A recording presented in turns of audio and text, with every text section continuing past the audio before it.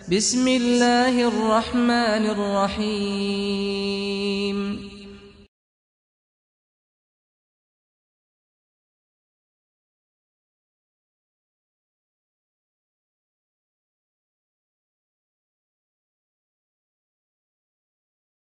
الحمد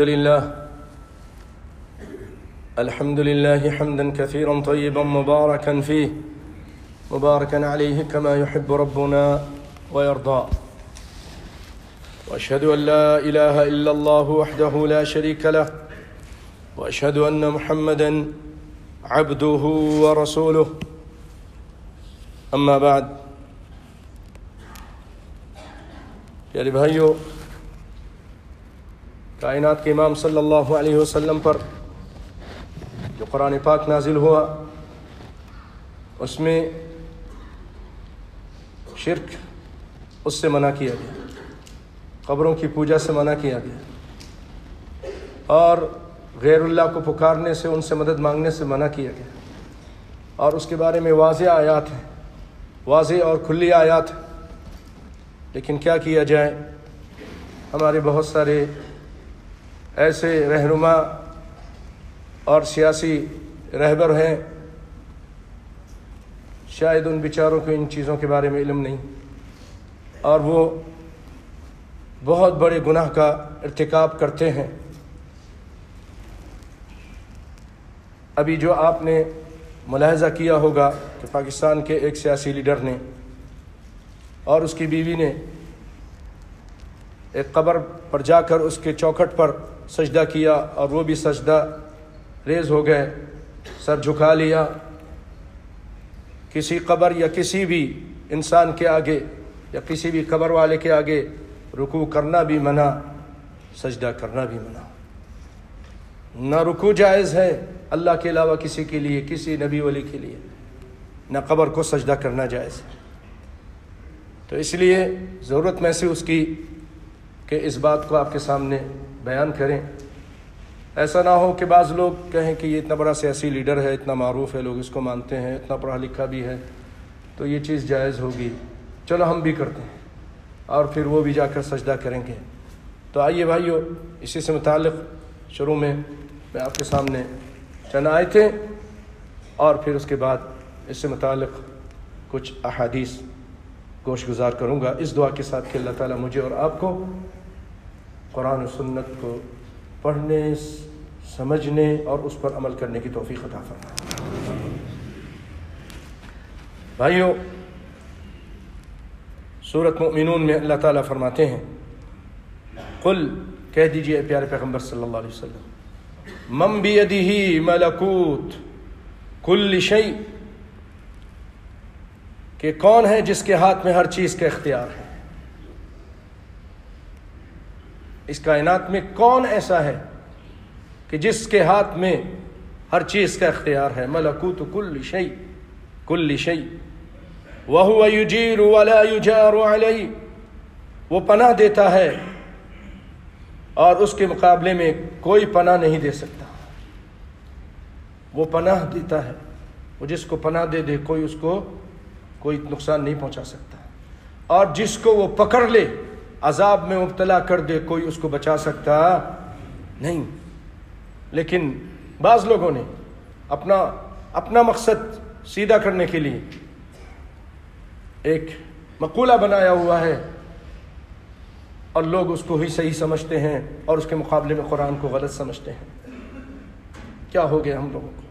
وہ کہتے ہیں محمد صلی اللہ علیہ وسلم کا پکڑا چھڑا کوئی نہیں سکتا، اللہ کا پکڑا چھڑا لے محمد صلی اللہ علیہ وسلم، اور محمد کا پکڑا چھڑا کوئی نہیں سکتا۔ یہ غلط ہے، یہ بالکل غلط ہے۔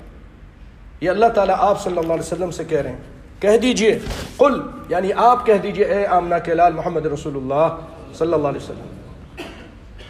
آیت نمبر، اگر آپ کو زیادہ اور تاکید کرنی ہے، علم میں اضافہ کرنا ہے، تو اللہ کے لیے میں آپ کو درخواست کروں کہ اپنے گھر میں جا کر آیت نمبر سورہ مومنون 18واں پارہ آیت نمبر 88-89 فرمایا کہ کہہ دیجئے، کون ہے جس کے ہاتھ میں ہر چیز کا اختیار ہے، یعنی اس کائنات میں کون ایسا ہے؟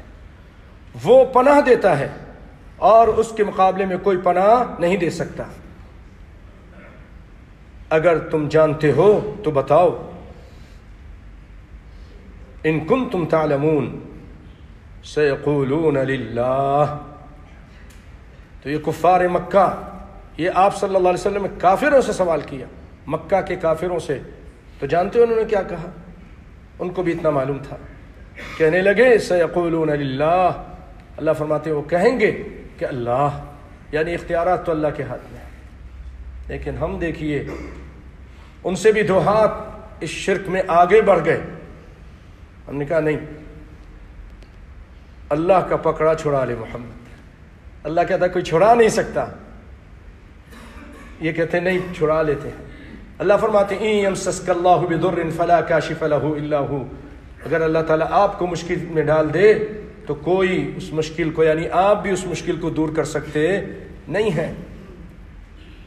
اللہ تعالیٰ لوگوں کو ہدایت دے۔ طنز کرنا میرا مقصد نہیں، بات پہنچانا مقصد ہے۔ آپ بھی طنز کی بجائے لوگوں کو بات پہنچائیے۔ اور ایک اور آیت ہے سورۃ جن میں،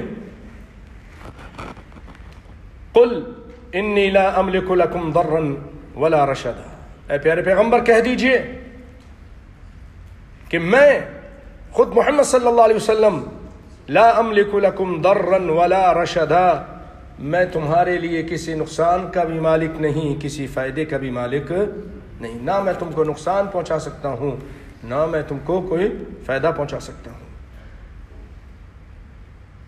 پھر آگے فرمایا قل کہہ دیجئے لن یجیرنی من اللہ احد ولن اجد من دونہ ملتحدا،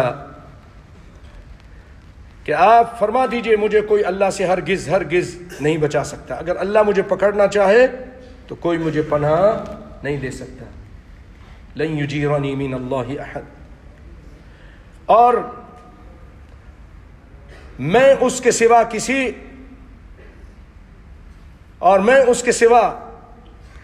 کہیں نہیں، میں اس کے سوا کسی جگہ میں بچاؤ نہیں ہے، یعنی میں کہیں جا کر اپنے آپ کو بچا نہیں سکتا۔ اللہ اکبر، یہ واضح آیت ہے، انی لن یجیرنی من اللہ احد، کہ میں کسی کو پناہ نہیں دے سکتا، کسی کو ہرگز بچا نہیں سکتا، ولن اجد من دونہ ملتحدا، اور میں کوئی ایسی جگہ بھی نہیں پاتا جہاں کر میں اللہ سے بچ جاؤں، چھپ جاؤں، کوئی بچاؤ کی جگہ بھی نہیں پاتا۔ اللہ اکبر۔ اور اللہ تعالیٰ فرماتے ہیں ایک اور جگہ پر،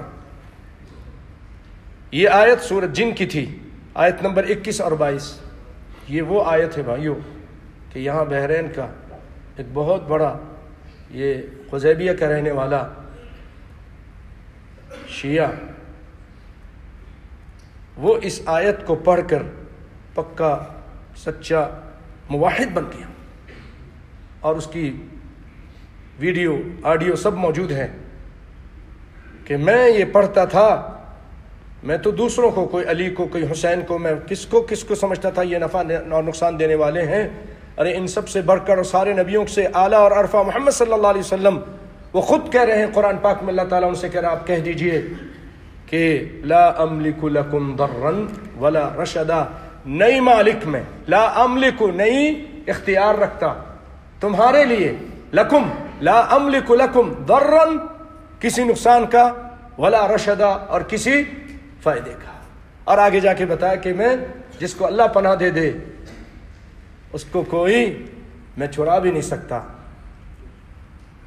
انی لن یجیرنی من اللہ احد، جس کو اللہ پناہ دے میں اس کو بچا نہیں سکتا، یعنی جس کو اللہ تعالیٰ جہنم میں ڈال دے، عذاب میں مبتلا کر دے، پریشانیوں میں اس کو بچا بھی نہیں سکتا، اور میں خود بھی اپنے لیے کوئی پناہ بھی نہیں پاتا۔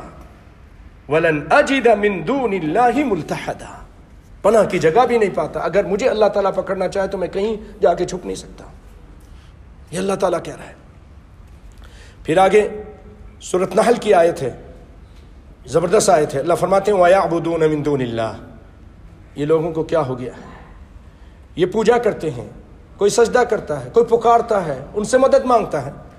وَيَعْبُدُونَ مِن دُونِ اللَّهِ, اللہ کے علاوہ جو دوسرے لوگ ہیں ان کو مَا لَا يَمْلِكُ لَهُمْ رِزْقًا مِنَ السَّمَاوَاتِ وَالْأَرْضِ شَيْئًا وَلَا يَسْتَطِيعُونَ. یہ اللہ کے علاوہ اللہ کو چھوڑ کر ان کی عبادت کرتے ہیں جو آسمان و زمین سے روزی پہنچانے میں کچھ بھی دخل نہیں رکھتے اور نہیں رکھ سکتے ہیں, نہ ان کی یہ طاقت ہے. روزی اللہ رب العالمین دیتا ہے, اور یہ ان کو پوچھتے ہیں جو ان کو نہ روزی پہنچا سکتے ہیں نہ اس کی استطاعت رکھتے ہیں. یہ قرآن پاک کی آیت ہے, سورۃ نحل 14واں پارہ اور آیت نمبر 73. سورۃ جن تو آپ کو پتہ ہے, جو پہلی آیت پڑھی اس سے پہلے دوسرے نمبر پر, وہ 29ویں پارے میں ہے, اور سورۃ جن مشہور سورت ہے, 29ویں پارے میں آیت نمبر 21 اور 22 ہے. ایک آیت اور سناتا ہوں. اللہ تعالیٰ پیارے پیغمبر سے کہہ رہے ہیں وَلَا تَدْعُ مِن دُونِ اللَّهِ, کہ آپ اللہ کو چھوڑ کر اس کو مت پکاریے. اللہ کو چھوڑ کر وَلَا تَدْعُ مِن دُونِ اللَّهِ, اللہ کو چھوڑ کر کسی اور کو مت پکاریے. مَا لَا يَنْفَعُكَ, ایسوں کو مت پکاریے جو آپ کو نفع نہیں دے سکتا. وَلَا يَضُرُّكَ, اور آپ کو فائدہ بھی نہیں دے سکتا. ٹھیک ہے, واضح آیت ہے. سورۃ یونس آگے کیا فرمایا سنیے. یہ قرآن پاک ہے, ہدایت ہے, ہدایت ہے, قیامت تک کے لیے ہدایت ہے. کھول کھول کر اللہ تعالیٰ بیان کر رہا ہے, لوگ سمجھ جائیں. بھائیو, یہ کائنات کے امام, امام الانبیاء, فخر الانبیاء محمد مصطفیٰ صلی اللہ علیہ وسلم, ان کے بارے میں واضح طور پہ فرما رہا ہے کہ آپ بھی اللہ کے علاوہ کسی کو مت پکاریے جو نفع نہیں دے سکتے, نقصان نہیں دے سکتے. آگے کیا فرمایا؟ فَإِن فَعَلْتَ فَإِنَّكَ إِذًا مِّنَ الظَّالِمِينَ. اے پیارے پیغمبر, اے محمد مصطفیٰ صلی اللہ علیہ وسلم, اگر آپ نے بھی ایسا کیا تو آپ ظالمین میں سے ہو جائیں گے, آپ ظالمین میں سے ہو جائیں گے. ان الشرک لظلم عظیم, کیونکہ سب سے بڑا گناہ شرک ہے, تو آپ ان لوگوں میں سے ہو جائیں گے جو ظلم کرتے ہیں. غور کیجئے بھائی, رسول اللہ کو بھی اللہ تعالیٰ کہہ رہا ہے کہ آپ بھی مت پکاریے کسی کو. آج جو لوگ جاتے ہیں قبروں میں, کس لیے جاتے ہیں؟ ان سے نفع لینے کے لیے, نقصان سے بچنے کے لیے. بھر دے جھولی میری یا محمد کہتے ہیں. قبروں میں جاتے ہیں, بابا تم نہیں دو گے تو کون دے گا. لوگ سجدے کرتے ہیں, ان سے مانگتے ہیں. اللہ فرما رہا ہے یہ کچھ بھی نہیں کر سکتے. ما یملکون من قطمیر, یہ کھجور کی گٹلی کے اوپر جو ایک جھلی ہوتی ہے اس کے بھی مالک نہیں ہے. تو یہ جو آیت تھی, اللہ تعالیٰ فرماتے ہیں, یہ آیت سورہ یونس کی آیت نمبر 106, آیت نمبر 106, سورۃ یونس 11واں پارہ 10 کے بعد. اور اسی طرح اکثر جو میں آپ کو سناتا رہتا ہوں آیت, وہ بھی اس سے ملتی جھلتی ہے. سورۃ زمر کی آخری رکوع سے پہلے جو رکوع ہے اس میں اللہ فرماتے ہیں لئن اشرکت لیحبطن عملک, اگر آپ بھی شرک کریں گے آپ کے اعمال سب کے سب ضائع چلے جائیں گے. اور اسی آیت سے پہلے اللہ فرماتے ہیں قل افغیر اللہ تأمرونی اعبد ایھا الجاہلون, اے جاہلو کیا تم مجھے حکم دیتے ہو کہ میں غیر اللہ کی پوجا کروں؟ پھر آگے فرمایا وَلَقَدْ أُوحِيَ إِلَيْكَ وَإِلَى الَّذِينَ مِن قَبْلِكَ لَئِنْ أَشْرَكْتَ لَيَحْبَطَنَّ عَمَلُكَ.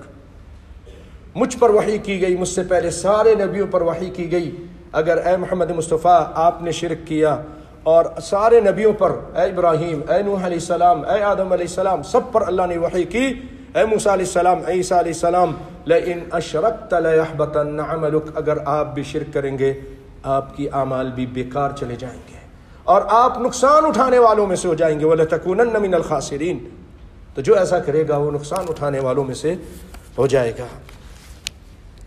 آئیے بھائیو احادیث سناتا ہوں. کائنات کے امام صلی اللہ علیہ وسلم, ان کے یہ روایت اما عائشہ روایت کرتی ہیں. آپ کہتی ہیں کہ ام سلمہ انہوں نے نبی صلی اللہ علیہ وسلم کے سامنے ایک کلیسا کا ذکر کیا, ایک کلیسا کا جو گرجا گھر ہے عیسائیوں کا, اس کا ذکر کیا اور اس میں بتایا کہ اس میں تصویریں ہیں اور مجسمے, اس کا بھی ذکر کیا. اور یہ انہوں نے ام سلمہ نے حبشہ کی زمین میں دیکھا تھا, کیونکہ عیسائیوں کی وہاں حکومت تھی پہلے. بعد میں وہ نجاشی بادشاہ مسلمان ہو گیا تھا, تو وہاں جب یہ گئی تھیں ہجرت کر کے, پہلی ہجرت, تو وہاں یہ چیزیں دیکھیں, کلیسا میں تصویریں دیکھی, مجسمے دیکھے. عیسائی بھی مجسمے بنائے ہوئے ہیں نا, آج بھی بنائے ہوئے, سیدہ مریم کا, عیسیٰ علیہ السلام کا, اور دیگر مجسمے بنائے. تو آپ صلی اللہ علیہ وسلم نے یہ بات سن کر, اے مسلمانوں غور سے سنو, کیا فرمایا سنو. آپ نے فرمایا اولئک اذا مات فیہم الرجل الصالح, یہ وہ عیسائی لوگ جو تھے نا پچھلے زمانے کے, ان میں جب کوئی نیک آدمی مر جاتا تھا, کوئی صالح آدمی مر جاتا تھا, کیا کرتے تھے؟ او العبد الصالح اذا مات فیہم الرجل الصالح, کوئی نیک مرد مر جاتا تھا یا کوئی بندہ نیک صالح مر جاتا تھا, بنوا علی قبرہ مسجدا, اس کی قبر پر سجدہ گاہ بناتے تھے, اس کو سجدہ کرتے تھے, وہاں عبادت کرتے تھے. بنو علی مسجدی, بنو علی قبرہ مسجدا, اس کی قبر کو سجدہ کی جگہ بناتے تھے. پھر آپ نے فرمایا وصوروا فیہ تلک الصور, اور وہاں پر وہی تصویریں لگا دیتے تھے, اسی بزرگ کی تصویر بھی لٹکا دیتے تھے, بناتے تھے. اب آپ سوچئے بھائیو, کیا یہ چیزیں آج اسلام کے نام پہ ہمارے مزاروں پہ نہیں ہو رہا؟ جب بھی کوئی آدمی مر جاتا ہے اس کی قبر بنائی جاتی ہے وہیں پر, اور پھر وہاں اس کی پوجا شروع ہو جاتی ہے, سجدہ شروع ہو جاتا ہے, اور اسی بزرگ کی پھر تصویر بھی لٹکا دی جاتی ہے, دکانوں میں مزاروں پر باہر بک رہی ہوتی ہے, اور پھر اس پر روزانہ صبح صبح یہ نام نہاد مسلمان بیچارے کو پتہ نہیں, روزانہ پھول کے ہار اس کو لٹکاتا ہے, پانی چھڑکتا ہے, بہت ساری چیزیں کرتا ہے, نذرانے اس کے سامنے پیش کرتا ہے. کافر کرتے ہیں وہی چیز آج مسلمان کر رہے تھے اسلام کا نام لے کر. نیک لوگ کوئی آدمی مر گیا, کوئی عالم مر گیا, اس کی قبر بنا دی اور پھر اس کی پوجا شروع ہو گئی, تیجا 10واں 40واں اور عرس ہونے شروع ہو گیا. ہو رہا ہے نہیں, سب کچھ ہو رہا ہے. آپ صلی اللہ علیہ وسلم نے فرمایا, سنیے کیا فرمایا, اولئک شرار الخلق عند اللہ, یہ لوگ اللہ کے نزدیک بدترین مخلوق ہیں جو یہ کام کرتے ہیں, جو وہاں پر اس طرح کے لوگوں پر ان کی قبر بنا کر ان کو سجدہ کرتے ہیں, جو یہ بنانے والے ہیں اور جو وہاں پر غیر اللہ کی پوجا کرنے والے ہیں, یہ بدترین مخلوق ہیں. اور یہ بخاری کی, صحیح بخاری اور مسلم کی متفقن علیہ روایت ہے. اب بھی نہ سمجھو تو پھر کب سمجھو گے؟ کوئی بھی کرے غلط کرتا ہے, اللہ اس کو ہدایت دے. ہماری دعا ہے اللہ تعالیٰ اس کو ہدایت عطا فرمائے. اور سنیے, آپ صلی اللہ علیہ وسلم جب آخری لمحات تھے اس دنیا سے, آپ تشریف لے جا رہے تھے, آپ پر موت آ رہی تھی, جان کنی کا عالم شروع تھا. کل نفس ذائقۃ الموت, ہر نفس کو موت کا مزہ چکھنا ہے. انک میت و انہم میتون, آپ بھی میت ہوں گے, یہ لوگ بھی میت ہوں گے. افإن مت فهم الخالدون, کیا اگر آپ مر جائیں گے تو باقی لوگ زندہ رہیں گے؟ سب مر جائیں گے. کل من علیہ فان, یہ تو مانتے ہیں نا, یہ قرآن کی آیت ہے. تو رسول اللہ بھی فوت ہوئے, جان کنی کا عالم شروع ہوا, آخری لمحات تھے. اس لمحات میں آپ نے بہت اہم باتیں کی, اور جو سب سے اہم تھی وہ کہی. مثلا آپ نے کہا کہ نماز کی پابندی کرنا, اللہ کے حق کا خیال رکھنا, ٹھیک ہے, نماز کی پابندی کرنا, الصلاۃ والصلاۃ, اس کی اہمیت کی وجہ سے. وما ملکت ایمانکم, اپنے خادموں کا بھی اپنے غلاموں کا خیال رکھنا، ان کے حقوق کو پامال نہ کرنا، ان پہ ظلم نہ کرنا. حقوق اللہ بھی بیان کیا، حقوق العباد بھی بیان کر دیا. اور پھر اس کے بعد فرمایا جو حقوق اللہ کو پامال کرتے تھے، آپ صلی اللہ علیہ وسلم کو اللہ نے رحمت للعالمین بنایا تھا نا، یہ تو معلوم ہے نا آپ کو. وما ارسلناک الا رحمت للعالمین. آپ بہت کم کسی کے لیے بد دعا کرتے تھے یا لعنت بھیجتے تھے. بھیجی ہیں آپ نے، اہم مقام پر آپ نے بھیجی ہیں. اس آخری لمحات میں بھی آپ صلی اللہ علیہ وسلم لعنت بھیج رہے ہیں. کن پر لعنت بھیج رہے ہیں؟ بہت بڑا گناہ کرنے والوں پر. سب سے بڑا گناہ شرک ہے، شرک کرنے والوں پر. آپ فرما رہے ہیں، یہ بھی بخاری مسلم کی روایت ہے، لعن اللہ، اے اللہ تو لعنت کر یہود و نصارہ پر، اللہ کی لعنت ہو، علی الیہودی، یہود پر، اتخذوا قبور انبیائہم مساجدا، ان لوگوں نے، یہودیوں پہ لعنت. کیوں؟ ان لوگوں نے انبیاء علیہ السلام کی یعنی نبیوں کی قبروں کو سجدہ گاہ بنا لیا تھا، وہاں سجدہ کرتے تھے.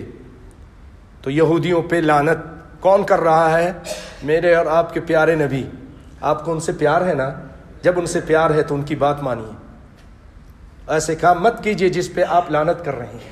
یاد رکھیے جس پر اللہ تعالیٰ لعنت کرے، رسول اللہ لعنت کر دیں، رسول اللہ کی لعنت بھی اللہ ہی کی لعنت ہے، کیونکہ آپ اپنی طرف سے نہیں بولتے. جب اللہ وحی بھیجتا ہے تو بولتے ہیں. اور جس پر اللہ تعالیٰ لعنت کر دے فلن تجد له نصیرا، اس کا کائنات میں کوئی مددگار نہیں، کوئی مددگار نہیں ہے. ومن يلعن اللہ فلن تجد له نصیرا. سورۃ احزاب کی آیت ہے، یہ تقریباً آخری آیتوں میں سے ہے، آخری رکوع سے پہلے والے رکوع میں، کہ جس پر اللہ لعنت کر دے اس کا کوئی مددگار نہیں. اب یہاں پر رسول اللہ لعنت بھیج رہے ہیں کہ یہودیوں پر. کس وجہ سے؟ کہ غیر اللہ کے علاوہ جو نیک لوگ تھے، نبیوں کی قبروں کو وہ سجدہ کرتے تھے تو ان پہ لعنت. تو ہم نبیوں سے بھی جو چھوٹے درجے کے لوگ ہیں، جو نبی بھی نہیں ہیں، جو ایک عام انسان ہے، صحابی بھی نہیں ہے، تابعی بھی نہیں ہے، بعد میں آنے والے لوگ ہیں، ان کو سجدہ کریں تو ان پہ کتنی بڑی لعنت ہوگی. آپ خود سوچیے. جب نبی کی قبر پر سجدہ کرنے والے پہ لعنت، تو جو غیر نبی ہیں ان کی قبروں کو سجدہ کرنے والے پہ لعنت نہیں، اس پہ بھی لعنت ہے. پھر آپ کیا فرماتے ہیں؟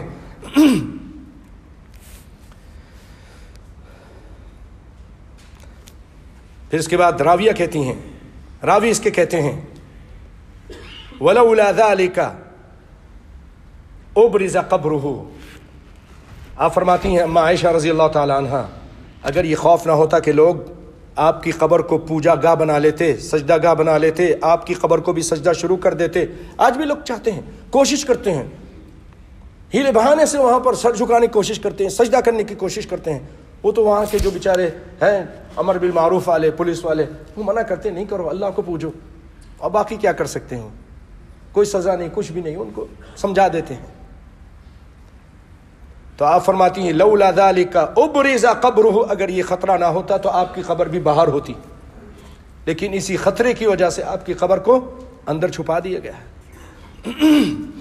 غیر انہ خشی ان یتخذ مسجدا، اس وجہ سے ایسا نہ ہو کہ لوگ آپ کی قبر کو بھی سجدہ گاہ بنا لیں. یہ بھی بخاری اور مسلم کی روایت ہے. ایک اور روایت بڑی اہم روایت ہے، مسلم شریف کی ہے. آپ صلی اللہ علیہ وسلم اس روایت میں فرماتے ہیں موت سے پہلے کہ میں اس بات سے براعت کا اظہار کرتا ہوں کہ میں تم میں سے کسی کو اپنا دوست خاص دوست، خلیل، جیسے اللہ تعالیٰ نے ابراہیم علیہ السلام کو خلیل بنایا، اسی طرح محمد صلی اللہ علیہ وسلم کو بھی اپنا خلیل بنایا. اور تو اس وجہ سے آپ صلی اللہ علیہ وسلم فرما رہے ہیں اگر میں کسی کو خلیل بناتا تو میں ابو بکر کو خلیل بناتا. آپ فرماتے ہیں تم میں سے کوئی بھی میرا خلیل نہیں کیونکہ اللہ تعالیٰ نے مجھے اپنا خلیل بنا لیا. جب مجھے اس نے بنا لیا تو میں کسی اور کو اپنا خلیل نہیں بنا سکتا، جیسا کہ اس نے ابراہیم علیہ السلام کو اپنا خلیل بنایا تھا. اور اگر میں اپنی امت میں سے کسی کو اپنا خلیل بناتا تو میں ابو بکر کو اپنا خلیل بناتا. پھر آپ کیا فرماتے ہیں؟ خبردار، عربی الفاظ سنیے. الا وان من كان قبلكم كانوا يتخذون قبور انبيائهم مساجدا. خبردار، ہوشیار ہو جاؤ. دیکھو تم سے پہلے لوگ وہ گمراہ ہو گئے، انہوں نے اپنے نبیوں کی قبروں کو سجدہ گاہ بنا لیا. الا فلا تتخذوا القبور مساجدا. یہ کائنات کے امام الانبیاء صلی اللہ علیہ وسلم وصیت کر رہے ہیں. اور نبی کے ماننے والوں، نبی کا دم بھرنے والوں، کیوں نبی کی مخالفت کرتے ہو؟ آپ فرما رہے میں تم کو اس کام سے منع کرتا ہوں کہ تم بھی قبروں کو سجدہ گاہ بناؤ. میں اس سے منع کرتا ہوں. قبروں کو سجدہ گاہ بنانے سے، وہاں جا کر سجدہ کرنے سے، چاہے وہ کسی نبی کی قبر کیوں نہ ہو، اس کو سجدہ کرنے سے میں تم کو منع کرتا ہوں. یہ عربی کے الفاظ ہیں. الا، خبردار، فلا تتخذوا، مت پکڑو، القبور مساجدا، قبروں کو مسجدیں یعنی سجدہ گاہ مت بناؤ. ہم کہتے نہیں ہیں، آپ کتنا بھی بولیں، تو کتنا بھی بیان کر، اور شیخ معاذ اور رسول اللہ کتنی حدیثیں سنا، ہم نے تو بس اپنے من کی ماننی ہے، اپنے پیر کی ماننی ہے، یا اپنی پیرنی کی ماننی ہے. پیرنی کی ماننی ہے، رسول اللہ کی نہیں ماننی. اللہ تعالیٰ ہدایت عطا فرمائے اس پیرنی کو بھی اور پیرنی کے شوہر کو بھی. آمین یا رب العالمین. فإني أنهاكم عن ذلك، 2 مرتبہ، ایک تو منع کیا، پھر دوبارہ کہہ رہے ہیں انی انہاکم من ذالک، کیونکہ اس کی اہمیت تھی، اس کا عذاب بہت ہے. میں تم کو اس سے منع کرتا ہوں. انہاکم نہیں سے ہے، انی انہاکم عن ذالک، یہ مسلم شریف کی روایت ہے کہ میں تم کو اس سے منع کرتا ہوں. آج کی آخری روایت سناتا ہوں بھائیو. ایسے تو بہت ساری روایتیں ہیں، یا 1-2 اور روایتیں چھوٹی چھوٹی سناتا ہوں. آپ فرماتے ہیں ان من شرار الناس تدركهم الساعة وهم احياء والذين يتخذون القبور مساجدا. رواہ احمد. آپ صلی اللہ علیہ وسلم فرماتے ہیں سب سے بدترین وہ لوگ ہوں گے جن پر قیامت قائم ہوگی. بدترین لوگ ہوں گے، اس قدر بدترین ہوں گے کہ شرک بھی کریں گے اور زنا ایسے کریں گے جیسے جانور کرتے ہیں روڈوں پر، کناروں پر.